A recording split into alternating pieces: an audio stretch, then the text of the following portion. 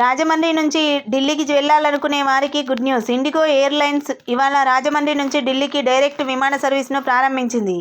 Rajahmundry Madhurapudi airport నుంచి ఢిల్లీలోని ఇందిరాగాంధీ ఎయిర్పోర్టుకు ఇకపై నేరుగా విమానాలు నడవబోతున్నాయి. ఇక నేటి ఉదయం ఢిల్లీ నుంచి రాజమండ్రికి వచ్చిన మొదటి ఇండిగో డైరెక్ట్ ఫ్లైట్లో కేంద్ర మంత్రి రామ్మోహన్ నాయుడు, ఎంపీ పురంధేశ్వరి చేరుకున్నారు.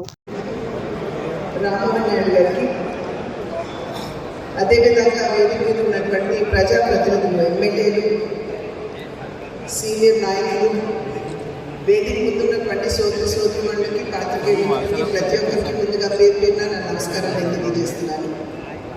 ఈరోజు నిజంగా రాజమండ్రి మర్చిపోలేని విధంగా నేను భావిస్తున్నాను.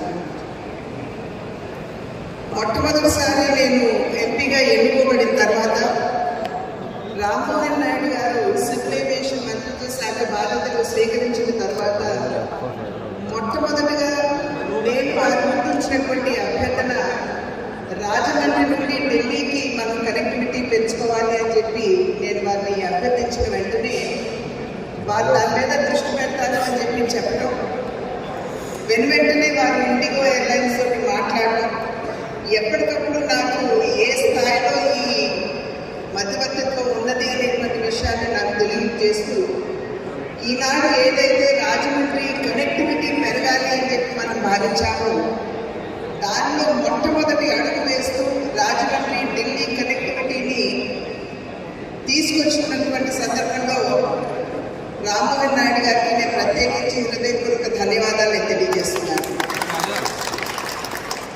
మనకి త్వరలో పుష్కరాలు రాబోతున్నాయి. అటువంటి సందర్భంలో యావత్ భారతదేశంతో రాజమండ్రి యొక్క కనెక్టివిటీని పెంచుకోవాల్సినటువంటి ఆవశ్యకత, అవసరం కూడా ఉన్నది అని చెప్పి వారికి తెలియజేయడం కూడా జరిగింది.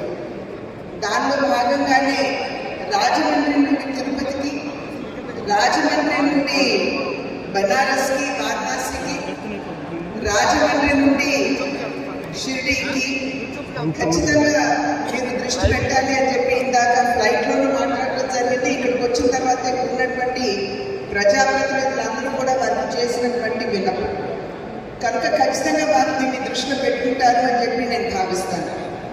ఇది కేవలం మనం ఒక ఫ్లైట్ వేసుకున్నాం, మనకు ఇతర